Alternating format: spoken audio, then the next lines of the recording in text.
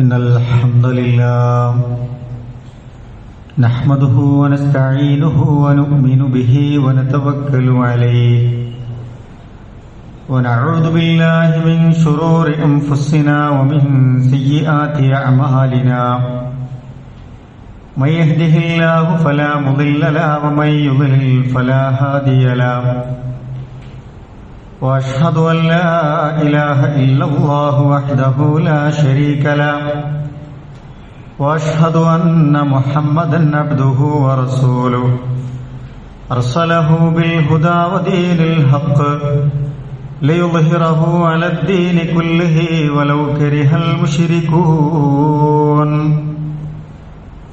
اللهم صل على محمد وعلى آل محمد كما صليت على إبراهيم وعلى آل إبراهيم وبارك على محمد وعلى آل محمد كما باركت على إبراهيم وعلى آل إبراهيم إنك حميد مجيد أما بعد فإن خير الحديث كتاب الله وخير الهدي هدي محمد صلى الله عليه وسلم وشر الأمور محدثاتها وكل محدثة بدعة وكل بدعة ضلالة وكل ضلالة في النار أعوذ بالله من الشيطان الرجيم بسم الله الرحمن الرحيم يا أيها الذين آمنوا اتقوا الله حق تقاته ولا تموتن إلا وأنتم مسلمون بسم الله الرحمن الرحيم والذين إذا أنفقوا لم يسرفوا ولم يقتروا وكان بين ذلك قواما ബഹുമാന്യരായ മുഅ്മിനീങ്ങളെ മുഅ്മിനാത്തുകളെ, അല്ലാഹു സുബ്ഹാനഹു വ തആലയുടെ നിയമനിർദ്ദേശങ്ങളും വിധിവിലക്കുകളുമൊക്കെ നമ്മുടെ ജീവിതത്തിൻ്റെ ഓരോ സന്ദർഭങ്ങളിലും സൂക്ഷ്മത പാലിച്ചും തഖ്വയുള്ളവരായി ജീവിക്കണമെന്ന് എന്നോടും നിങ്ങളോടുമായി ഓർമ്മപ്പെടുത്തുകയാണ്, വസിയത്ത് ചെയ്യുകയാണ്. കഴിഞ്ഞ ആഴ്ചയിൽ ഹലാലുമായി ബന്ധപ്പെട്ട കാര്യങ്ങളും ഹറാമുമായി ബന്ധപ്പെട്ട കാര്യങ്ങളും ഹലാലിലും തന്നെ അതുപോലെ തന്നെ ഹറാമിലുമൊക്കെയുള്ള അള്ളാഹു നിശ്ചയിച്ച ഹുദൂദുകൾ, ചില പരിധികൾ, അതിർത്തികളൊക്കെ സംബന്ധിച്ചുള്ള ചില കാര്യങ്ങളാണ് ഓർമ്മപ്പെടുത്തിയത്. ഹലാലും ഹറാമും ഹുദൂദുകളുമായി ബന്ധപ്പെട്ട കാര്യം നമ്മൾ മനസ്സിലാക്കുമ്പോൾ വിവാഹരംഗത്ത് ഇപ്പോൾ സംഭവിച്ചുകൊണ്ടിരിക്കുന്ന മാറ്റങ്ങളെക്കുറിച്ചും അത്തരം സാഹചര്യങ്ങളിൽ ഇസ്ലാമികമായ ഒരു സംസ്കാരവും അതിലെ നിലപാടുകളുമൊക്കെയാണ് നമ്മൾ സൂചിപ്പിച്ചു വന്നത്. ഒരു ഇസ്സത്തുള്ള ഒരു സമൂഹം എന്ന നിലയ്ക്ക് എല്ലാ കാര്യങ്ങളും ഇസ്ലാമികമാവുക എന്നത് വളരെ പ്രധാനമാണ്. ഇസ്ലാമികമാവുമ്പോഴാണ് നമ്മുടെ ഇസ്സത്ത് യഥാർത്ഥത്തിൽ നിലനിൽക്കുക. നിക്കാഹ് പ്രവാചകന്റെ സുന്നത്താണ് എന്നും പെൺകുട്ടികളെ സംബന്ധിച്ചിടത്തോളം അതിന് സമയമായാൽ അതിന് തയ്യാറാവുക എന്നത് പ്രധാനമാണ്. ആൺകുട്ടികളെ സംബന്ധിച്ചിടത്തോളം അതിനുള്ള പ്രാപ്തി എത്തിയാൽ, ഒരു പെണ്ണിനെ പോറ്റാനുള്ളൊരു പ്രാപ്തി എത്തിയാൽ അവരും അതിന് തയ്യാറെടുക്കണം എന്നതാണ് ഇസ്ലാമിലെ മര്യാദ എന്ന് പറയുന്നത്. ഇണയെ തിരഞ്ഞെടുക്കുമ്പോൾ ശ്രദ്ധിക്കേണ്ട കാര്യങ്ങൾ, അതിൽ പെണ്ണിന്റെ അവകാശം എത്രത്തോളം ഉണ്ട്, ഒരു രക്ഷിതാവിന്റെ അവകാശം എന്താണ്, പെണ്ണന്വേഷിക്കുമ്പോൾ മുൻഗണന കൊടുക്കേണ്ടത് എന്താണ്, ആരാണ് പെണ്ണിനെ കാണേണ്ടതും പെണ്ണുമായി സംസാരിക്കേണ്ടതും, ശേഷമുള്ള നിശ്ചയത്തിൽ ഒരു ശൂറയിൽ എന്തൊക്കെയാണ് തീരുമാനിക്കേണ്ടത്, നിക്കാഹിന് മുമ്പുള്ള വധൂവരന്മാരുടെ കൂടിക്കാഴ്ചയുടെ സമീപനം എന്താണ്? വിവാഹ തലേന്ന് മദ്യസൽക്കാരങ്ങൾ പോലുള്ള കാര്യങ്ങൾ നടക്കുകയാണെങ്കിൽ എന്താണ് അവിടെ ചെയ്യേണ്ടത്? അത് നമ്മുടെ ഒരു സംസ്കാരമാണോ? കല്യാണ ദിവസം തന്നെ ഏറ്റവും പ്രാധാന്യമുള്ളത് നിക്കാഹിനും അവർക്ക് വേണ്ടിയുള്ള പ്രാർത്ഥനക്കുമാണ് എന്ന കാര്യം. കല്യാണ ദിവസം കല്യാണത്തിന് വരുന്നവരെ ആദരിക്കുകയും അവരെ ബഹുമാനിക്കുകയുമാണ് ചെയ്യേണ്ടത്. അല്ലാതെ അവരെ ഉപദ്രവിക്കുകയോ മനസ്സിന് വിഷമമുണ്ടാക്കുന്ന കാര്യങ്ങളോ അവിടെ സംഭവിക്കാതിരിക്കലാണ് വേണ്ടത്.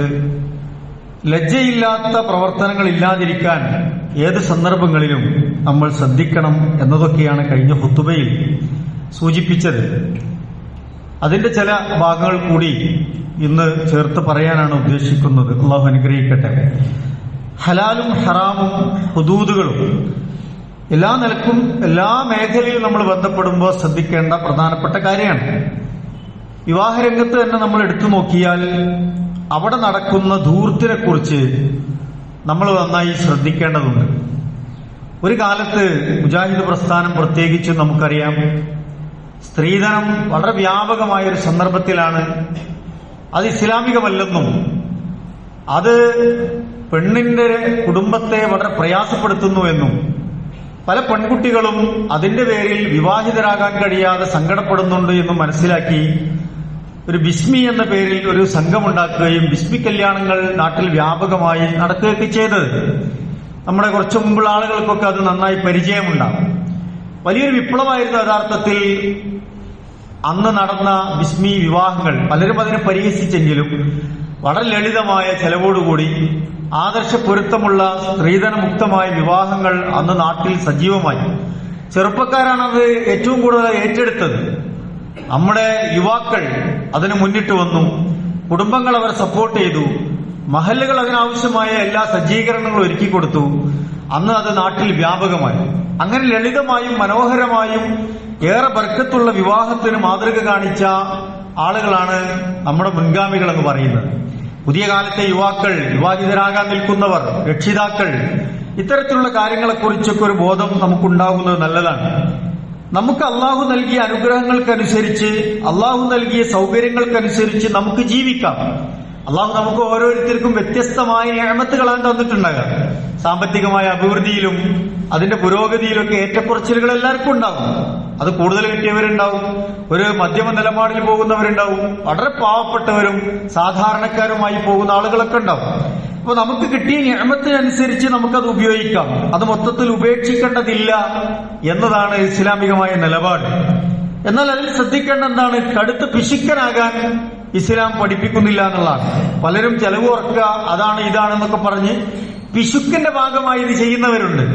അല്ലാഹു തആല നമ്മുടെ മനസ്സറിയുന്നവരല്ലേ. പിശുക്കനാകാൻ പാടില്ല എന്ന ദീനിന്റെ കൽപ്പനയാണ്. പിശുക്കിനെ പറ്റി റസൂലുള്ളാഹി സ്വല്ലല്ലാഹി അലൈഹി വസല്ലം പറഞ്ഞത് ഗൗരവമുള്ള ഒരു തെറ്റാണ്, തിന്മയാണ്, പാപമാണ് എന്നാണ് റസൂലുള്ളാഹി സ്വല്ലല്ലാഹി അലൈഹി വസല്ലം പഠിപ്പിച്ചത്. പരിശുദ്ധ ഖുർആൻ പറയുന്നുണ്ട്, വമൻ യൂക ശുഹ നഫ്സിഹി ഫൗലൈക ഹുമുൽ മുഫ്ലിഹൂൻ. ആരാണോ പിശുക്കിൽ നിന്ന് രക്ഷപ്പെടുന്നത്, ചെലവഴിക്കാൻ ഇങ്ങനെ കാണുന്ന ഒരു സന്ദർഭത്തിൽ നിന്ന് മുങ്ങി നടക്കുക, ചെലവഴിക്കേണ്ടി വരുന്ന വരുമ്പോഴത്തേനൊരു പൊറുതിയേടുണ്ടാകുക, ഉള്ളതൊക്കെ കെട്ടിപ്പൂട്ടി വെച്ച് ഇങ്ങനെ ചെലവഴിക്കാനുള്ള ഒരു വൈമനസ്യം കാണിക്കുക, അത്തരത്തിലുള്ള മാനസികാവസ്ഥയിൽ നിന്ന് രക്ഷപ്പെട്ടവർ യഥാർത്ഥത്തിൽ വിജയിച്ചിരിക്കുന്നു എന്ന് ഖുർആൻ നമുക്ക് സന്തോഷ വർത്തമാനം പറയുന്നുണ്ട്. ഒരുതരം ആർത്തി കൊണ്ടാണ് ആളുകൾ ചെലവഴിക്കാൻ മടിക്കുന്നത്. പിശുക്കാണിക്കണത് എന്താണ്? ഒരുതരം ആർത്തിയാണ്, അവനവനോട് തന്നെയുള്ള ഒരു ആർത്തിയാണ്. ഇത് കൊടുത്താൽ തീർന്നു പോകുമോ എന്നുള്ളതിൽ നിന്നുള്ള ഒരു വിചാരത്തിൽ നിന്നാണ് അതൊക്കെ വരുന്നത്. അപ്പൊ അതിൽ നിന്ന് രക്ഷപ്പെടുക എന്നുള്ളത് മുഅ്മിനെ സംബന്ധിച്ചിടത്തോളം ഖുർആനിന്റെ ഒരു കൽപ്പനയാണ്, റസൂലുള്ളാഹിന്റെ പ്രത്യേകമായ കൽപ്പനയാണ്. ചിലർ സ്വന്തത്തിന് തന്നെ ചെലവഴിക്കൂല, സ്വന്തം കുടുംബത്തിന് വേണ്ടി ചെലവഴിക്കൂല, മറ്റുള്ളവർക്ക് തീരെയും ചെലവഴിക്കൂല. റസൂൽ സല്ലല്ലാഹു അലൈഹി വസല്ലം പറഞ്ഞു, വത്തഖുശുഹ ഫഇന്ന ശുഹ അഹ്ലക മൻ കാന ഖബ്ലകും. നിങ്ങൾ പിശുക്കിനെ നന്നായി സൂക്ഷിക്കണം. പിശുക്ക് കാരണം നിങ്ങളുടെ മുൻഗാമികൾ പലരും നശിച്ചു പോയിരിക്കുന്നു എന്ന് റസൂലുള്ളാഹി സ്വല്ലല്ലാഹു അലൈഹി വസല്ലം നമ്മളെ പഠിപ്പിക്കുകയാണ്. എന്നിട്ട് പറഞ്ഞു ഹമലഹും അലാ അൻ സഫകൂ ദിമാഅഹും വസ്തഹല്ലു മഹാരിമഹും. അത് പലപ്പോഴും രക്തം ചിന്തുവാൻ വീട്ടിലും നാട്ടിലും കുടുംബങ്ങളിലൊക്കെ കുഴപ്പമുണ്ടാകാൻ അത് കാരണമാകും. നിഷിദ്ധങ്ങളായ കാര്യങ്ങൾ അനുവദനീയമാക്കാൻ പ്രേരണ ഉണ്ടാകും. അപ്പോ അത്തരം കാര്യങ്ങൾ നിങ്ങൾ സൂക്ഷിക്കണമെന്ന് റസൂലുള്ളാഹി സ്വല്ലല്ലാഹു അലൈഹി വസല്ലം പഠിപ്പിക്കുന്നുണ്ട്. മറ്റൊരിക്കൽ റസൂലുള്ളാഹി പറഞ്ഞു ഷർറുൻ മാ ഫിർ റജുലി ഷുഹുൻ ഹാലിഉൻ വജുബുനുൻ ഹാലിഉൻ എന്നാണ്. സ്വഭാവങ്ങളുടെ കൂട്ടത്തിൽ ഏറ്റവും ദോഷകരമായത് ഒരു തരം ചെലവഴിക്കുന്നതിനെ പറ്റി പറയുമ്പോൾ അസ്വസ്ഥതയുണ്ടാകുന്ന മനസ്സിനെ കുറിച്ചാണ് റസൂലുള്ളാഹി പറഞ്ഞത്. അസ്വസ്ഥതയുണ്ടാക്കുന്ന തരത്തിലുള്ള പിശുക്കന്മാർ, അവരുടെ പിശുക്ക്, ചെലവ് പേടിച്ച് സ്വസ്ഥതക്കേടുണ്ടാകുന്ന ആളുകൾ, അവരാണ് മനുഷ്യന്മാരുടെ കൂട്ടത്തിൽ സ്വഭാവത്തിൽ ഏറ്റവും ദോഷകരമായ സ്വഭാവമുള്ളവർ എന്ന് റസൂൽ സല്ലല്ലാഹു അലൈഹി വസല്ലം പഠിപ്പിക്കുകയാണ്. മാത്രമല്ല, നിർബന്ധമായും നമ്മൾ ചെലവഴിക്കേണ്ട ചില കാര്യങ്ങളുണ്ടാവും, അതിനുപോലും ചെലവഴിക്കാത്ത ആളുകളുണ്ടാവും. സക്കാത്ത് നമ്മൾ നിർബന്ധമായും കൊടുക്കേണ്ട ദാനല്ലേ, പക്ഷേ അതിൽ വളരെ വസ്വാസം ഉണ്ടാകുക. അതിന്റെ അളവ് കൂടുമ്പോൾ പണം കൂടുതൽ സക്കാത്ത് കൊടുക്കാണ്ടെങ്കിൽ അതിന് ന്യായം കണ്ടെത്തുക, എന്നിട്ടൊരു തരം പിശുക്ക് അഭിനയിക്കുക, അല്ലെങ്കിൽ ഇല്ലായ്മ നടിക്കുക. ഇത് വളരെ വളരെ സങ്കടകരമായ കാര്യമായിട്ടാണ് നമ്മൾ മനസ്സിലാക്കേണ്ടത്. അപ്പൊ സക്കാത്ത് നിർബന്ധമായി കൊടുക്കേണ്ട ഒരു ധനാണ്. അതേപോലെ പ്രധാനമാണ് നമ്മുടെ കുടുംബത്തിന്റെ അത്യാവശ്യ കാര്യങ്ങൾ എന്ന് പറയുന്നത്. അതിന് നമ്മൾ ചെലവഴിക്കുക എന്നുള്ളത് പ്രധാനമാണ്. അതുപോലെ തന്നെ റസൂൽ സല്ലല്ലാഹു അലൈഹി വസല്ലം പറഞ്ഞ അതിഥികൾക്ക് വേണ്ടി പണം ചെലവഴിക്കുക എന്നുള്ളതാണ്. അതിഥികളെ സൽക്കരിക്കുക. അങ്ങനെ അതിഥികളായി വരുന്ന ആളുകളെ മനോഹരമായി സൽക്കരിക്കാൻ ഇസ്ലാം പഠിപ്പിച്ചു. മറ്റൊന്ന് പെട്ടെന്നുണ്ടാകുന്ന ആപത്തുകളാണ്, വിപത്തുകളാണ്. വയനാട് ദുരിതം, പ്രയാസം ഉണ്ടായില്ലേ? നമ്മളെല്ലാവരും വാരിക്കോരി കൊടുത്തു, നമുക്ക് സാധ്യമായതൊക്കെ കൊടുത്തു, അല്ലെ? വളരെ വലിയ സംഭാവനകളൊക്കെ നൽകിയ ആളുകളുണ്ട്. അള്ളാഹു എല്ലാവരിൽ നിന്ന് സ്വീകരിക്കുമാറാവട്ടെ. അങ്ങനെ വിപൽഘട്ടത്തിൽ നമ്മൾ ചെലവഴിക്കുക. പിശുക്കന്മാർക്ക് അതും കഴിയാതാവും. അപ്പൊ ഇതൊരു മാനസികാവസ്ഥയാണ്. അത്തരം ഘട്ടങ്ങളിൽ നമ്മുടെ മനസ്സ് എന്താണ് നമ്മളോട് പറയുന്നത് എന്ന് നമ്മൾ ഓരോരുത്തരും നമ്മളോട് തന്നെ ചോദിക്കുക. നോക്കൂ, ജദ്ദുബ്നു ഖൈസ് എന്ന് പറയുന്ന ഒരു സഹാബി വരികയുണ്ടായിരുന്നു, ദീനിലേക്ക് കടന്നു വന്ന ഒരു സഹോദരൻ. അദ്ദേഹത്തിന് അവരുടെ ഒരു ഗ്രൂപ്പിന്റെ, ഒരു സംഘത്തിന്റെ, അവരുടെ കുടുംബത്തിന്റെ ഒക്കെ ഒരു അമീറാക്കാൻ വേണ്ടി ഒരു ചർച്ച വന്നു. അപ്പൊ റസൂലുള്ളാഹി സ്വല്ലല്ലാഹു അലൈഹി വസല്ലം അദ്ദേഹത്തെ നേതാവാക്കണം എന്നാണ് വിചാരിച്ചത്. നല്ല കഴിവൊക്കെ ഉള്ള ആളാണ് അദ്ദേഹം. പക്ഷെ അവരുടെ കുടുംബക്കാരൊക്കെ അതിനെതിരെ പറഞ്ഞു. കുടുംബക്കാരൊക്കെ പറഞ്ഞു, അയാൾ ഞങ്ങളുടെ കൂട്ടത്തിലെ ഏറ്റവും വലിയ പിശുക്കനാണ് എന്ന് പറഞ്ഞു, അതുകൊണ്ട് ഞങ്ങളുടെ നേതാവാകാൻ കൊള്ളില്ല എന്ന് പറഞ്ഞു. റസൂൽ സല്ലല്ലാഹു അലൈഹി വസല്ലം അതിനെപ്പറ്റി അന്വേഷിച്ചു. അപ്പൊ അദ്ദേഹം ഒരു ഉറുപ്പിക ചെലവായിപ്പോയില്ല. പിശുക്കൻ സ്വഭാവം അദ്ദേഹത്തിന് ഉണ്ട് മനസ്സിലായി. റസൂലുള്ളാഹി സ്വല്ലല്ലാഹു അലൈഹി വസല്ലം അദ്ദേഹത്തെ എന്ത് ചെയ്തില്ല, അദ്ദേഹത്തെ നേതാവാക്കാൻ കൊള്ളില്ല എന്ന നിലപാടാണ് സ്വീകരിച്ചത്. റസൂൽ സല്ലല്ലാഹു അലൈഹി വസല്ലം അതോട് ചേർത്ത് പറഞ്ഞു, പിശുക്കിനേക്കാൾ വലിയ രോഗമില്ല എന്ന് പറഞ്ഞു. പിശുക്കിനേക്കാൾ വലിയ രോഗമില്ല എന്ന് റസൂലുള്ളാഹി സ്വല്ലല്ലാഹു അലൈഹി വസല്ലം പഠിപ്പിക്കുകയാണ്. അദ്ദേഹത്തെ നേതാവാക്കിയില്ല. റസൂൽ സ്വല്ലല്ലാഹു അലൈഹി വസല്ലം പ്രാർത്ഥിക്കാൻ പഠിപ്പിച്ചു, അല്ലാഹുമ്മ ഇന്നി അഊദു ബിക മിനൽ ജുബ്നി വൽ ബുഖ്ലി. പടച്ചോനെ, ഈ അലസതയും അതുപോലെ തന്നെ പിശുക്കുണ്ടല്ലോ, അതിൽ നിന്ന് പടച്ചോനെ നീ എനിക്ക് രക്ഷ നൽകണേ എന്ന് നിങ്ങൾ പ്രാർത്ഥിക്കണമെന്ന് റസൂൽ സ്വല്ലല്ലാഹു അലൈഹി വസല്ലം പഠിപ്പിക്കുകയാണ്. ഞാൻ സൂചിപ്പിച്ചത്, ഒരു വിവാഹം, ഒരു ആഘോഷം, ഒരു സന്തോഷം എന്നൊക്കെ പറയുമ്പോൾ ചെലവഴിക്കേണ്ട കാര്യങ്ങളാണ്. പക്ഷെ ചെലവിനെ പറ്റി പറയുമ്പോൾ ആൾക്കാർ പറ്റ പിശുക്കണോ? വേണ്ടതില്ല. ആ ഒരു ചാൻസ് മുതലാക്കി പറ്റ പിശുക്കണ ആൾക്കാരുണ്ടാവും. അതും ആവശ്യമില്ല. ഓരോരുത്തരുടെ സാമ്പത്തിക അവസ്ഥയും അവർക്ക് ആവശ്യമായ രൂപത്തിലുള്ള അതിന്റെ മിതവ്യയത്തിൽ അത് ചെലവഴിക്കുക എന്നുള്ളതാണ് പ്രധാനം. അപ്പൊ പിശുക്കല്ല വേണ്ടത്. എന്നാൽ ധൂർത്താണോ? ആർഭാടങ്ങളും അനാവശ്യമായ കാര്യങ്ങളും ആവശ്യമില്ലാത്തതും ആളെ കാണിക്കാനൊക്കെ ആയിട്ടുള്ള കാര്യങ്ങൾ ഉണ്ടാവും. അതിനുവേണ്ടി പണം ചെലവഴിക്കണോ? അത് ധൂർത്താണ്. അതും വേണ്ടതില്ല. മിതത്വമാണ് ഇസ്ലാം അതിൽ കൽപ്പിക്കുന്നത്. ഇബാദുർ റഹ്മാൻ, അള്ളാഹുവിന്റെ കാരുണ്യവാനായ അള്ളാഹുവിന്റെ അടിമകളുടെ ഗുണവിശേഷണങ്ങൾ പറഞ്ഞപ്പോ എങ്ങനെയാണ് അവർ ചെലവഴിക്കുക, ചെലവഴിക്കുമ്പോൾ അവരുടെ നിലപാട് എന്താണ് എന്ന് പരിശുദ്ധ ഖുർആൻ സൂറത്തുൽ ഫുർഖാനിലെ 67-ാമത്തെ ആയത്തിൽ പറഞ്ഞിരുന്നുണ്ട്. വല്ലദീന ഇദാ അൻഫഖൂ ലം യുസ്രിഫൂ വലം യഖ്തുറൂ വകാന ബൈന ദാലിക ഖവാമ. പരിശുദ്ധ ഖുർആൻ പറയാണ്, അവർ ചെലവഴിക്കുമ്പോ അമിതമായി ചെലവഴിക്കൂല, എന്നാ പിശുക്ക് കാണിക്കുവോ? അതുമില്ല. രണ്ടിന്റെയും ഒരു മിതത്വം പാലിച്ചുകൊണ്ടുള്ള ഒരു മധ്യമ നിലപാടിലാണ് അവർ സ്വീകരിക്കുക. ഉള്ളതിനനുസരിച്ച് അവർ ചെലവഴിക്കും. അത്യാവശ്യ ഘട്ടങ്ങളിൽ അവർ ചെലവഴിക്കും. പിശുക്ക് എന്ന സ്വഭാവം അവർക്കുണ്ടാവുകയില്ല എന്നാണ് ഖുർആൻ പഠിപ്പിക്കുന്നത്. റസൂൽ സല്ലല്ലാഹു അലൈഹി വസല്ലം ഒരു ദീർഘമായ ഒരു പ്രാർത്ഥന പഠിപ്പിക്കുന്നുണ്ട്. അതിൽ നമുക്ക് ഒരു പ്രാർത്ഥനയുടെ ഒരു ഭാഗം ഇങ്ങനെ കാണാം. അല്ലാഹുമ്മ ഇന്നി അസ്അലുക്കൽ ഖസ്ദ ഫിൽ ഫഖ്രി വൽ ഗിന എന്നാണ്.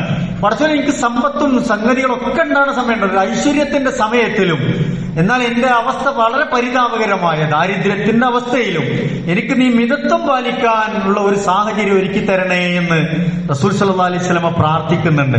അപ്പൊ നമ്മുടെ ഒരു നിലപാട് അവിടെ അതാണ് വേണ്ടത് എന്ന് പ്രിയപ്പെട്ടവരെ നമ്മൾ മനസ്സിലാക്കുക.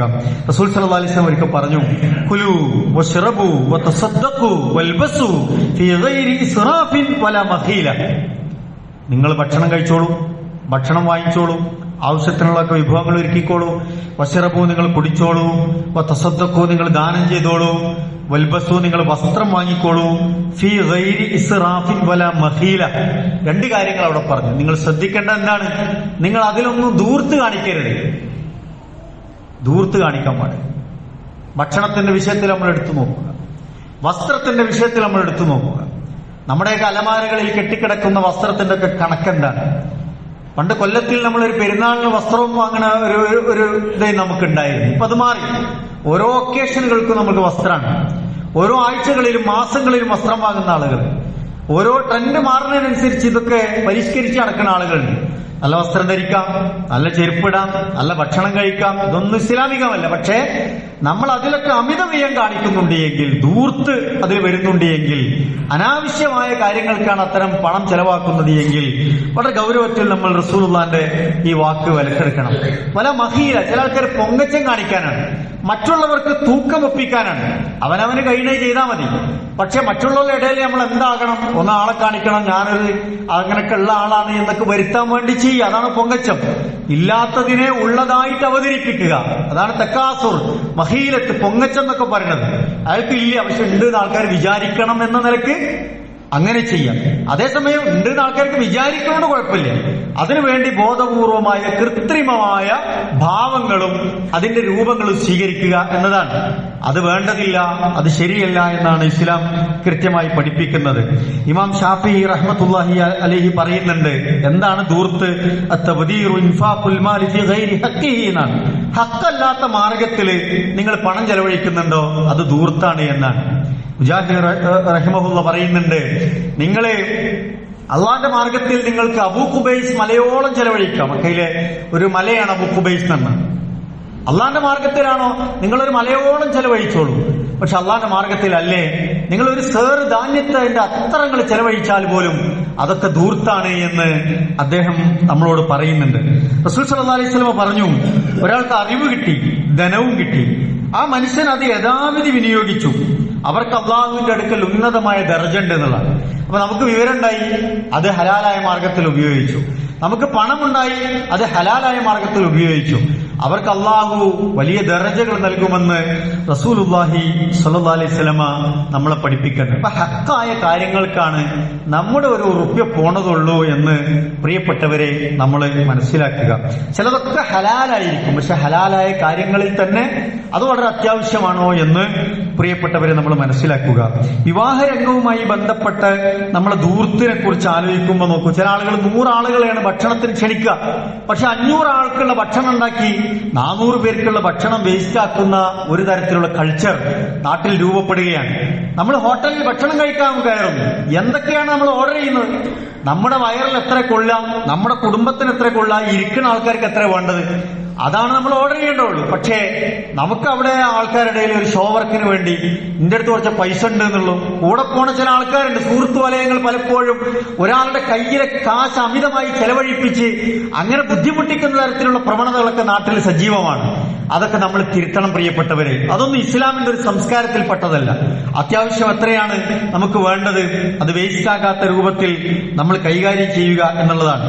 ധനികരായ ആളുകൾ നമ്മുടെ നാട്ടിലുണ്ടാവും, എന്നാൽ ഒരു മിതത്വം പാലിച്ച് സാമ്പത്തികമായ ഒരു മധ്യമ നിലപാടിൽ ജീവിക്കുന്ന ആൾക്കാരുണ്ടാവും. ഒരു മിഡിൽ ക്ലാസ് ടീം ഉണ്ടാവും, വളരെ പൂർ ഫാമിലിയായ ആൾക്കാരുണ്ടാവും. ഈ ധനികരായ ആളുകൾ വിവാഹം നടത്തുന്നത് കണ്ടിട്ട് മിഡിൽ ക്ലാസ്സിലുള്ളവരും പാവപ്പെട്ട ആളുകളും ആ രൂപത്തിൽ വിവാഹം നടത്താൻ ശ്രമിച്ചാൽ എന്താ സംഭവിക്കുക?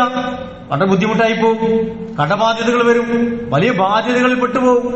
അതിൽ നിന്ന് കരകയറാൻ പലരോടും കൈനീട്ടേണ്ട സാഹചര്യങ്ങൾ വരും. ഇസ്ലാമിൽ വിവാഹം കൊണ്ട് ഒരാളും കടക്കണിയിൽ പെടാൻ പാടില്ല. ഇസ്ലാം ഒരാളെയും വിവാഹം കൊണ്ട് കടക്കണിയിൽ പെടുത്താനുള്ള പദ്ധതിയല്ലത്.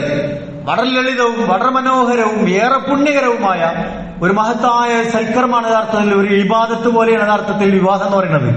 അത് ആൾക്കാർക്ക് ഒരു ബുദ്ധിമുട്ടായി മാറും. വിവാഹം കേൾക്കുമ്പോഴേ ബേജാറാകുക, കുട്ടികളെ കയ്യിൽ നിന്ന് ഒളിച്ചോടുക, രക്ഷിതാക്കൾ കുഴങ്ങുക, ആളുകൾ പലരുടെയും മുമ്പിൽ കൈ നീട്ടേണ്ട സാഹചര്യം വരിക.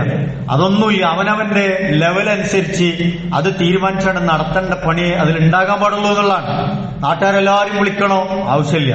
വിളിച്ചില്ലെങ്കിൽ നമ്മൾ പരാതിപ്പെടണോ? അതിന്റെ ആവശ്യമില്ല. നമ്മൾ വിളിച്ചില്ല എന്നുള്ള പരാതിയും പരിഭവവും അതിന്റെ പേരിൽ ഒരാളെ ബുദ്ധിമുട്ടിക്കുമ്പോഴാണ് പലപ്പോഴും അതൊക്കെ ആളുകൾക്ക് പ്രയാസമായി മാറുന്നത്. വളരെ ലളിതമായ റസൂലുള്ളാഹി സ്വല്ലല്ലാഹി അലൈഹി വസല്ലം അടുക്ക നോക്കി അബ്ദുറഹ്മാൻ ഇബ്നു ഔഫ് റളിയല്ലാഹു അൻഹു കടന്നു വരിക. എന്താണ് അവരുള്ള ബന്ധം?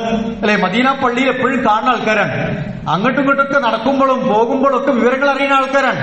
ഇസ്ലാമിന്റെ എല്ലാ കാര്യങ്ങളും വളരെ സജീവമായി വളരെ സ്ട്രോങ് ആയി റസൂലുള്ളാഹിനെ സപ്പോർട്ട് ചെയ്യുന്ന ഒരു അനുയായിയാണ് അദ്ദേഹം. ഒരിക്കൽ അദ്ദേഹത്തെ കണ്ടപ്പോ അദ്ദേഹത്തെ ഒരു പ്രത്യേകതര അത്തറ് പൂശിയിട്ടുണ്ട്. അപ്പോ അറബികൾക്കിടയിൽ വിവാഹം കഴിഞ്ഞാൽ പൂശണ അത്തറാണ്, ഒരു സുഗന്ധാണ്. അപ്പൊ റസൂലുള്ളാഹി ചോദിച്ചു, അദ്ദേഹത്തോട് ചോദിക്കാണ്, വിവാഹിതനായോ? ചോദിക്കാണ്, വിവാഹിതരായ റസൂലെ. എന്നാല് അവലിം ബിഷാത്തിൻ, നീ ആൾക്കാർക്ക് ഒരു ആടിനർത്തെങ്കിലും കുറച്ച് വിഭവങ്ങൾ കൊടുക്കുക എന്ന് പറയാണ്. റസൂലുള്ളാഹിക്ക് ഒരു കോംപ്ലക്സും ഉണ്ടായില്ല.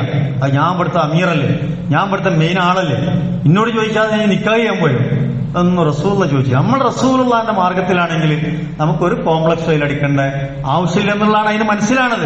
അവർ തമ്മിൽ അതിന് പേരിൽ ഒരു പണക്കം ഉണ്ടായില്ല. ഈ കല്യാണത്തിന് വിളിക്കാത്തതുകൊണ്ട് റസൂലുള്ളാഹിന്റെ പെൺകുട്ടികളെ കെട്ടിച്ചപ്പോ അബ്ദുറഹ്മാൻ ഇബ്നു ഔഫിനെ വിളിക്കാത്ത പ്രശ്നം ഉണ്ടായില്ല. അവരതിനെപ്പറ്റി ആലോചിച്ചില്ല എന്നുള്ളതാണ്. അത് വളരെ ലളിതമായി വളരെ മനോഹരമായി അവിടെ സംഭവിക്കുക. റസൂലുള്ളാഹി പ്രാർത്ഥിക്കുകയാണ്, പിന്നെ ബർക്കത്തിന് വേണ്ടി ദുആ ചെയ്യാൻ. അതൊക്കെയാണ് ഇസ്ലാമിന്റെ ഒരു കൾച്ചർ എന്ന് പറയുന്നത്. അവിടുന്നൊക്കെ നമ്മൾ ഈ കാട്ടിക്കൂട്ടലുകൾക്ക് വേണ്ടി നമ്മുടെ സാമ്പ്രദായിക കുറെ സാധനങ്ങളും അതുപോലെ തന്നെ ആളുകളെ കാണിക്കാനൊക്കെ ഉള്ള കാര്യങ്ങൾ കടന്നു വരുമ്പോ നമ്മൾ ദീനിന്ന് പതുക്കെ അങ്ങനെ പോകും. അതുകൊണ്ട് നമ്മളത് ശ്രദ്ധിക്കുക എന്നുള്ളതാണ്. അപ്പൊ പലരെയും അനുകരിച്ച് നമ്മൾ വിവാഹം ചെയ്യേണ്ടതില്ല. പലരെയും നിർബന്ധിപ്പിച്ച് ചില കാര്യങ്ങൾ നമ്മൾ ചെയ്യിക്കേണ്ടതുമില്ല. കടക്കണിയിൽ വീഴും, ബാധ്യതയാകും. പണമില്ലാതാവുമ്പോൾ ആളുകൾ എന്താ ചെയ്യാം? പാവപ്പെട്ട ഒരാള് കല്യാണം നടത്താൻ പണമില്ല, പക്ഷെ ഈ ആളുകൾ ചെയ്യണ പോലൊക്കെ നടത്തണം എന്ന് വിചാരിച്ചാൽ അയാൾ എന്താ ചെയ്യാ? അയാൾക്ക് ആളുകളുടെ കടം വാങ്ങേണ്ടി വരും. ആൾക്കാർ കടം കൊടുത്തില്ലെങ്കിൽ എന്താ ചെയ്യാം? ഹലാലല്ലാത്ത മാർഗത്തിൽ പണം കിട്ടുന്ന വഴികൾ അയാൾ അന്വേഷിക്കും.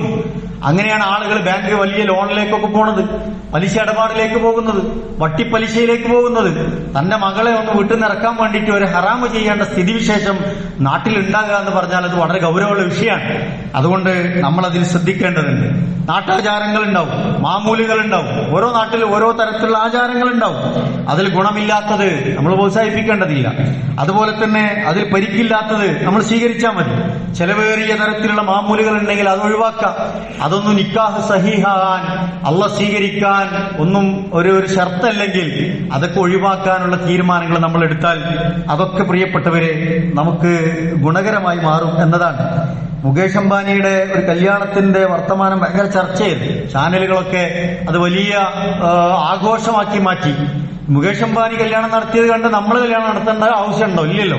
മുകേഷ് അംബാനിയുടെ കല്യാണത്തിന് വന്ന ചെലവ് അദ്ദേഹത്തിന്റെ സ്വത്തിന്റെ 5%. അദ്ദേഹത്തിന്റെ സമ്പാദ്യത്തിന്റെ 5% മാത്രമാണ് അദ്ദേഹം എന്ത് ചെയ്തിട്ടുള്ളത്? അദ്ദേഹത്തിന്റെ വിവാഹത്തിൽ ചെലവഴിച്ചത്. നമ്മളെ സമ്പാദ്യത്തിന്റെ എത്ര ഇരട്ടിയാണ് നമ്മൾ ചെലവഴിക്കുന്നത്? അദ്ദേഹത്തിന്റെ സമ്പാദ്യത്തിന് 5% ചെലവഴിച്ചത്. അപ്പൊ നമ്മൾ അതിലൊക്കെ ഒരു പ്രത്യേകമായ കീഴ്വഴക്കങ്ങൾ സ്വീകരിക്കേണ്ടതുണ്ട് എന്നാണ് ഓർമ്മപ്പെടുത്താനുള്ളത്. നമ്മുടെ നിഅമത്തുകൾ നമുക്ക് വെളിവാക്കാം. എല്ലാവർക്കും ഒരേ സ്റ്റാറ്റസിൽ ചിലപ്പോൾ കല്യാണം നടത്താൻ കഴിഞ്ഞോളുന്നില്ല. അങ്ങനെ നടത്തേണ്ടതുമില്ല. ഓരോരുത്തർക്കുള്ള അല്ലാഹ് കൊടുത്ത നിഅമത്തുകൾ ഉണ്ടാവും. അത് ദൂർത്തല്ലാത്ത കാര്യങ്ങളിൽ നമ്മൾ പ്രത്യേകം ശ്രദ്ധിക്കുക. റസൂലുള്ളാഹിന്റെ അടുക്കൽ ഒരു സഹാബി കടന്നു വന്നു. അപ്പൊ റസൂൽ അദ്ദേഹത്തിന് നോക്കിയപ്പോൾ വളരെ ദരിദ്രമായ ഒരു സാഹചര്യത്തിലെ വേഷമാണ് അദ്ദേഹം ധരിച്ചിട്ടുള്ളത്. ദരിദ്രനാണ് തോന്നുന്നു അദ്ദേഹം. റസൂലുള്ളാഹി സ്വല്ലല്ലാഹു അലൈഹി വസല്ലം അദ്ദേഹത്തോട് ചോദിച്ചു, നിങ്ങളുടെ സ്ഥിതി എന്താണ്? നിങ്ങളുടെ സമ്പാദ്യം എന്താണ്? അദ്ദേഹം പറഞ്ഞു, എനിക്ക് ഇത്ര ഒട്ടകങ്ങളുണ്ട്, ഇത്ര കുതിരകളുണ്ട്, ഇത്ര ആട്ടിൻകൂട്ടങ്ങളുണ്ട്, സാമ്പത്തികമായി നല്ല സ്ഥിതിയാണ്. റസൂലുള്ളാഹി സ്വല്ലല്ലാഹു അലൈഹി വസല്ലം എന്താ പറഞ്ഞത്? താങ്കൾക്ക് അള്ളാഹു നൽകിയ നിഅമത്തുകൾ താങ്കളുടെ ശരീരത്തിൽ നിങ്ങൾ വെളിപ്പെടുത്തുക എന്നുള്ളതാണ്. അള്ളാഹ്ക്ക് ഇഷ്ടമാണെന്ന് പറഞ്ഞു. നമ്മൾ ഉള്ളതിനനുസരിച്ച് ജീവിക്കുക എന്നുള്ളത് അള്ളാഹ്ക്ക് ഇഷ്ടമാണ്. അപ്പൊ നല്ല വാഹനം വാങ്ങാൻ പറ്റണം, നല്ല വാഹനം ഉപയോഗിക്കാം. നല്ല വീട് വെക്കാൻ പറ്റണം, നല്ല വീട് വെക്കാം. അല്ലെങ്കിൽ അത്തരത്തിലുള്ള സൗകര്യങ്ങൾ ഉപയോഗപ്പെടുത്താം. പക്ഷെ അതിൽ അമിതവ്യയം, ധൂർത്തില്ല, അല്ലെങ്കിൽ പൊങ്ങച്ചം കാണിക്കാനുള്ളതല്ല എന്ന് പ്രിയപ്പെട്ടവരെ നമ്മൾ ഉറപ്പുവരുത്താം. വിവാഹവുമായിട്ട് ബന്ധപ്പെട്ട പ്രധാനപ്പെട്ട ഒരു സംഗതിയാണ് വലീമത്ത് എന്ന് പറയുന്നത്. അത് വ്യാപ്പളയാണ് കൊടുക്കേണ്ടത്, വരനാണ് വലീമത്തിന്റെ ചെലവെടുക്കേണ്ടത്. പക്ഷെ നമ്മൾ ആദിത്യ മര്യാദയുടെ ഭാഗമായി അങ്ങോട്ടും ഇങ്ങോട്ടും ഒക്കെ ഉള്ള കൊടുക്കൽ വാങ്ങലുകൾ ഉണ്ടാവും. അതൊക്കെ വളരെ മാന്യമാക്കുക എന്നുള്ളതാണ്. 25 ഐറ്റം, വിദേശത്തു നിന്ന് പ്രത്യേകം ഇറക്കുമതി ചെയ്ത ഒട്ടകം, ഇങ്ങനെയൊക്കെയുള്ള ഒരു ട്രെൻഡൊക്കെയാണ് നാട്ടിലുള്ളത്. വെറൈറ്റി ആക്കുക എന്നുള്ളതാണ് ആളുകൾ ശ്രദ്ധിക്കുന്നത്. ഒരു വെറൈറ്റി കൊണ്ട് കാര്യമില്ല, കായാണ് പോകുന്നല്ലാതെ. മാത്രമല്ല അതിൽ ബർക്കത്ത് ഉണ്ടാവില്ല എന്നുള്ളതാണ്. ബർക്കത്തിനെ പറ്റി റസൂൽ പറഞ്ഞ എന്താണെന്ന് അറിയുന്നത്, അത് വളരെ ചുരുങ്ങിയ ചെലവില് വളരെ ലളിതമായി നടത്തുന്ന വിവാഹങ്ങളിലാണ് ഏറ്റവും അള്ളാന്റെ ബർക്കത്തുള്ളത് എന്ന് റസൂൽ പഠിപ്പിക്കാൻ. എന്തിനാണ് നമ്മൾ പണം അധികം ചെലവഴിച്ചുള്ള ബർക്കത്ത് കളയുന്നത് എന്ന് നമ്മൾ ആലോചിക്കുക. റസൂലുള്ളാഹി സ്വല്ലല്ലാഹു അലൈഹി വസല്ലം സൈനബ റളിയല്ലാഹു തആലയെ വിവാഹം ചെയ്തപ്പോ റൊട്ടിയും മാംസവുമാണ് വലീമത്ത് കൊടുത്തത്. അപ്പൊ നമുക്ക് അത്തരം കുറച്ച് മുന്തിയ തരത്തിലുള്ള ഭക്ഷണമൊക്കെ നമുക്ക് കൊടുക്കാം, നല്ല ഭക്ഷണം കൊടുക്കാം, കുറെ ഐറ്റങ്ങളൊന്നും ആവശ്യമില്ല, വളരെ മാന്യമായി കൊടുക്കാം. സുഫിയ റളിയല്ലാഹു തആലയെ വിവാഹം ചെയ്തപ്പോ റസൂലുള്ള ഒരു ഹൈസ് എന്ന് പറഞ്ഞ ഒരു വിഭവമാണ്, നമ്മുടെ നാട്ടിലെ അലീസ പോലെയുള്ള ഒരു വിഭവം കൊടുത്തിട്ടുള്ളത്. അതാണ് ഒരു വലീമത്തായിട്ട് റസൂലുള്ള കൊടുത്തത് എന്നൊക്കെ നമുക്ക് കാണാൻ കഴിയും. വലീമത്തിലേക്ക് ഒരാൾ ക്ഷണിച്ചാൽ ആ ക്ഷണം സ്വീകരിക്കണം എന്ന് വളരെ ഗൗരവത്തിൽ റസൂലുള്ളാഹി സ്വല്ലല്ലാഹു അലൈഹി വസല്ലം പഠിപ്പിക്കുന്നുണ്ട്. അവിടെ നമ്മളെ മറ്റ് പണക്കങ്ങളോ മറ്റ് കുത്തിത്തിരിപ്പുകളോ കുയിന്തു സ്വഭാവം ഒന്നും കാണിക്കേണ്ടതില്ല എന്നാണ്. വലീമത്തിലേക്ക് നിങ്ങൾ ക്ഷണിക്കപ്പെട്ടോ, അതൊരു ഹൃദയം ഇണക്കപ്പെടാനുള്ള ഒരു അവസരമാണ്, നമുക്കൊന്ന് ചേർന്ന് നിൽക്കാനുള്ള ഒരു അവസരമാണ്. അതുകൊണ്ട് അത് സ്വീകരിക്കണമെന്നാണ് റസൂലുള്ളാഹി സ്വല്ലല്ലാഹു അലൈഹി വസല്ലം പഠിപ്പിക്കുന്നത്. ഈ വിവാഹവുമായിട്ട് ബന്ധപ്പെട്ട് പല ആചാരങ്ങൾ, മിഠായി കൊടുക്കുക, തലേന്ന് ഒരു ജാഥക്കുള്ള ആളുകൾ വന്ന് മിഠായി കൊടുക്കുന്ന പരിപാടികൾ, അത് വരുമ്പോ ഈ വീട്ടുകാരന് ഭക്ഷണം ഉണ്ടാക്കേണ്ട അധിക ചെലവുകൾ, ഇങ്ങനെയൊക്കെ തുടങ്ങി പല കാര്യങ്ങളുണ്ട്. മിഠായി കൊടുക്കല് ഹറാമാണോ? ഹറാമായ സംഗതിയല്ല. ഞാൻ പറഞ്ഞതാണ്, ഹലാലിൽ തന്നെ നമ്മുടെ പരിധികൾ ഉണ്ടാവും. അത് ലംഘിക്കാതിരുന്നാൽ നമുക്കൊരുപാട് കാര്യങ്ങൾ ഇതിൽ ശ്രദ്ധിക്കാൻ പറ്റും. മഹർ കെട്ടുക എന്നുള്ളത്, നമ്മൾ ഇസ്ലാമികമായി മഹർ കെട്ടൽ ഒരു ചടങ്ങായിട്ടൊന്നും അതില്ല. അത് നമ്മുടെ ഹൈന്ദവ ആചാരങ്ങളിലൊക്കെ കടന്നു വന്ന സംഗതിയാണ്. പക്ഷെ ഒരു വരന് എനിക്ക് മഹർ കെട്ടണം എന്ന് തോന്നി, അത് കെട്ടണ്ടെന്ന് പറയേണ്ട ആവശ്യമില്ല. അതൊരു ഹറാമാക്കിയ സംഗതി ഒന്നല്ല. പക്ഷെ ആരാ കെട്ടേണ്ടത്? ആരാ കെട്ടുമ്പോ പോകേണ്ടത്? കൂടെ ഉള്ള നാട്ടുകാരൊക്കെ കൂട്ടി പോകണോ? ഉള്ള കുടുംബക്കാരും കൂട്ടുകാരും ഒക്കെ കൂട്ടിയിട്ടാണോ പോകേണ്ടത്? അത് അയാളുടെ സ്വകാര്യമായ ഒരു സംഗതിയാണ്, അയാളുടെ ഭാര്യയ്ക്ക് ബന്ധപ്പെട്ട സംഗതിയാണ്. അത് അയാൾക്ക് സ്വകാര്യമായി നിർവഹിക്കാം എന്നല്ലാതെ അതൊക്കെ ഒരു വലിയ സംഭവമാക്കിയിട്ട് നമ്മൾ എന്ത് ചെയ്യേണ്ടതില്ല, മാറ്റേണ്ടതില്ല എന്ന് പ്രിയപ്പെട്ടവർ നമ്മൾ ശ്രദ്ധിക്കുക. അതുപോലെ തന്നെ നമ്മളെ കല്യാണ വേദികളിലും സദസ്സുകളിലൊക്കെ അന്യ ആണുങ്ങളും പെണ്ണുങ്ങളൊക്കെ ഇടകലരുകയും അത്തരത്തിലുള്ള സന്ദർഭങ്ങൾ ഒഴിവാക്കാൻ ആവശ്യമായ നടപടികളൊക്കെ പ്രിയപ്പെട്ടവരെ നമ്മൾ സ്വീകരിക്കുക. ആ നിലക്ക് നമ്മൾ ശ്രദ്ധിച്ചാൽ നമ്മുടെയൊക്കെ വിവാഹങ്ങൾ മനോഹരമാവും, കൂടുതൽ ബർക്കത്തുള്ളതാവും, പ്രാർത്ഥനാ നിർഭരമാവും. അള്ളാഹു നമുക്ക് അത്തരത്തിൽ വളരെ മാന്യമായ രൂപത്തിൽ ഹലാലിന്റെ മാർഗത്തിൽ തന്നെ മുന്നോട്ട് പോകാനുള്ള തൗഫീക്ക് റബ്ബ് സുബ്ഹാനഹു തആല നൽകി അനുഗ്രഹിക്കുമാറാവട്ടെ.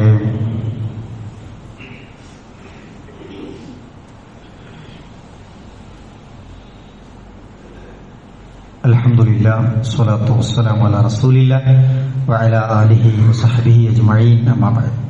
അല്ലാഹുവിനെ സൂക്ഷിച്ച് ജീവിക്കണമേ എന്ന് ഒരിക്കൽ കൂടി ഓർമ്മപ്പെടുത്തുകയാണ്, വസിയത്ത് ചെയ്യുകയാണ്. വിവാഹരംഗത്തും മറ്റ് ജീവിത മേഖലകളിലൊക്കെ ഹലാലും ഹറാമും കൃത്യമായി വേർതിരിച്ച് മനസ്സിലാക്കി നമ്മുടെ ജീവിതത്തെയൊക്കെ ക്രമപ്പെടുത്തുമ്പോഴാണ് അള്ളാഹുവിൻ്റെ അപാരമായ ബർക്കത്ത് നമ്മുടെ ജീവിതത്തിലേക്ക് പെയ്തിറങ്ങുക എന്ന് നമ്മൾ മനസ്സിലാക്കുക. നമ്മൾ മനസ്സിലാക്കേണ്ടത്, ഓരോ ദിവസവും പട്ടിണി മൂലം 20,000 പേര് മരിക്കുന്നുണ്ട് എന്നാണ് ആഗോള പഠനം നടത്തിയ ആളുകളുടെ ഒരു കണക്ക്. 20,000 പേർ ഓരോ ദിവസവും പട്ടിണി മൂലം മരിക്കുന്നു എന്നാണ്. 130 കോടി മനുഷ്യർ പട്ടിണിയിലാണ് ജീവിക്കുന്നത് എന്നാണ്. പട്ടിണി എന്ന് പറഞ്ഞാൽ ഉടുക്കാൻ വസ്ത്രമില്ലാത്തവർ, ഭക്ഷണമില്ലാത്തവർ, താമസിക്കാൻ വീടില്ലാത്തവർ, വിദ്യാഭ്യാസത്തിന് വഴിയില്ലാത്തവർ, അങ്ങനെ 130 കോടി മനുഷ്യരുണ്ട് എന്നാണ്. അതിന്റെ വേറൊരു ഭാഗത്ത് 130 കോടി ടൺ ഭക്ഷണമാണ് ലോകത്ത് ഓരോ ദിവസം പാഴാക്കപ്പെടുന്നതെന്നാണ്. 130 കോടി ടൺ ഫുഡാണ് വേസ്റ്റ് ആവുന്നത് എന്നാണ് കണക്കുകൾ സൂചിപ്പിക്കുന്നത്. അപ്പോൾ നമ്മുടെയൊക്കെ ചടങ്ങുകൾ, വിവാഹമായാലും മറ്റ് സൽക്കാരങ്ങളായാലും മറ്റ് പരിപാടികളൊക്കെ ആയാലും നമ്മളതിൽ തക്കാസുറില്ല, ഒരു പൊങ്ങച്ചത്തിന് വേണ്ടി ഇല്ല എന്നുള്ള കാര്യങ്ങൾ ഉറപ്പുവരുത്തി നമ്മൾ ക്രമീകരിക്കുക. അതിന് കുടുംബങ്ങൾ സഹകരിക്കണം, നമ്മുടെ മഹല്ല് നന്നായിട്ട് സപ്പോർട്ട് ചെയ്യണം. അതൊക്കെ കൂടി ചേരുമ്പോഴാണ് അത്തരം കാര്യങ്ങൾ ഉണ്ടാവുക. അള്ളാഹു അനുഗ്രഹിക്കുമാറാവട്ടെ. സഹോദരങ്ങളെ, ഹജ്ജിന് അപേക്ഷിക്കേണ്ട ഒരു സമയമായിട്ടുണ്ട്. അത് നമ്മുടെ ഭാഗത്ത് കൊണ്ടോട്ടി ജനതാ ബസാറിൽ അതിന്റെ പ്രത്യേകമായ ഓഫീസുണ്ട്. അപേക്ഷകർ അവിടെ ചെന്നതിന്റെ ഫോമൊക്കെ പൂരിപ്പിച്ചു കൊടുക്കേണ്ട സന്ദർഭമാണ്.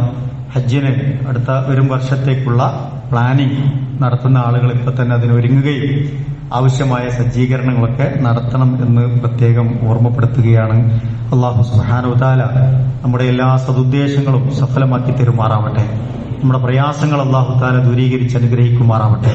നമ്മളിൽ നിന്ന് വന്നുപോയ ചെറുതും വലുതുമായ എല്ലാ തെറ്റുകുറ്റങ്ങളെയും റബ്ബ് സുബ്ഹാനഹു വ തആല അവന്റെ മഹത്തായ ഫള് കൊണ്ട് വിട്ടുപുറത്ത് മാപ്പാക്കി അനുഗ്രഹിക്കുമാറാവട്ടെ. എല്ലാവിധ ഫിത്തനകളിൽ നിന്നും ഫസാദുകളിൽ നിന്നും അല്ലാഹു സുബ്ഹാനഹു വ തആല നമ്മെയും നമ്മുടെ കുടുംബങ്ങളെയും നമ്മുടെ ദീനിനെയും നമ്മുടെ നാടിനെയും ഈ രാജ്യത്തെയും ഒക്കെ കാത്തു രക്ഷിക്കുമാറാവട്ടെ. അല്ലാഹുവേ, ഞങ്ങളുടെ കൂട്ടത്തിൽ നിന്ന് മരണപ്പെട്ടു പോയ ഞങ്ങളുടെ മാതാപിതാക്കൾ, ബന്ധുമിത്രാദികൾ, ഞങ്ങളുടെ സഹോദരങ്ങൾ, സഹോദരിമാർ, ഞങ്ങളുടെ ഇണകൾ, അതുപോലെ തന്നെ ഞങ്ങളുടെ ഗുരുനാഥന്മാർ, പണ്ഡിതന്മാർ, ഞങ്ങളുടെ മഹലിൽ നിന്ന് മരണപ്പെട്ടു പോയ പ്രിയപ്പെട്ടവർ, അല്ലാഹുവേ, എല്ലാവർക്കും നീ മഗ്ഫിറത്തും റഹ്മത്തും നൽകി അനുഗ്രഹിക്കണമേ റഹ്മാൻ. അല്ലാഹുവേ, അവരെയും ഞങ്ങളെയും നിന്റെ ജന്നാത്തുൽ ഫിർദൗസിൽ ഒരുമിച്ച് കൂട്ടി അനുഗ്രഹിക്കണമേ റഹ്മാനെ. അല്ലാഹുവേ, മാരകമായ രോഗങ്ങളിൽ നിന്ന്, മാറാരോഗങ്ങളിൽ നിന്ന്, കഠിനമായ പരീക്ഷണങ്ങളിൽ നിന്ന്, കണിശമായ വിചാരണകളിൽ നിന്ന്, കത്തിജ്വലിക്കുന്ന നരകത്തിൽ നിന്ന് അല്ലാഹുവേ, ഞങ്ങളെയും ഞങ്ങളുടെ പ്രിയപ്പെട്ടവരെയും ഒക്കെ നീ കാത്തു രക്ഷിക്കണമേ റഹ്മാനെ. അല്ലാഹുവേ, ഞങ്ങളുടെ പഠനത്തിലും ഞങ്ങളുടെ പരീക്ഷകളിലും ഞങ്ങളുടെ ജോലികളിലും ഞങ്ങളുടെ കച്ചവടത്തിലും ഞങ്ങളുടെ കുടുംബജീവിതത്തിലും ഞങ്ങളുടെ യാത്രകളിലുമൊക്കെ നീ ഖൈറും ബർക്കത്തും നൽകി അനുഗ്രഹിക്കണമേ റഹ്മാനെ. അല്ലാഹുവേ, മാനസികമായി വിഷമിക്കുന്നവരുണ്ട്, ശാരീരികമായി പ്രയാസപ്പെടുന്നവരുണ്ട്, സാമ്പത്തികമായി സങ്കടപ്പെടുന്നവരുണ്ട്, പ്രാർത്ഥന കൊണ്ട് വസിയത്ത് ചെയ്തവരുണ്ട്. അല്ലാഹുവേ, എല്ലാവരുടെയും വിഷമങ്ങളെ നീ ദൂരീകരിച്ചു കൊടുക്കണം റഹ്മാനെ. അല്ലാഹുവേ, എല്ലാവരുടെയും നല്ല ഉദ്ദേശങ്ങളെ നീ സഫലമാക്കി കൊടുക്കണം റഹ്മാനെ. അല്ലാഹുമ്മ ഗ്ഫിർ ലിൽ മുഅ്മിനീന വൽ മുഅ്മിനാത്ത് വൽ മുസ്ലിമീന വൽ മുസ്ലിമാത്ത് വൽ അഹ്യാഇ മിൻഹും വൽ അംവാത് ഇന്നക മുജീബുദ് ദഅവാതി യാ ഖാദിയൽ ഹാജാത്ത്.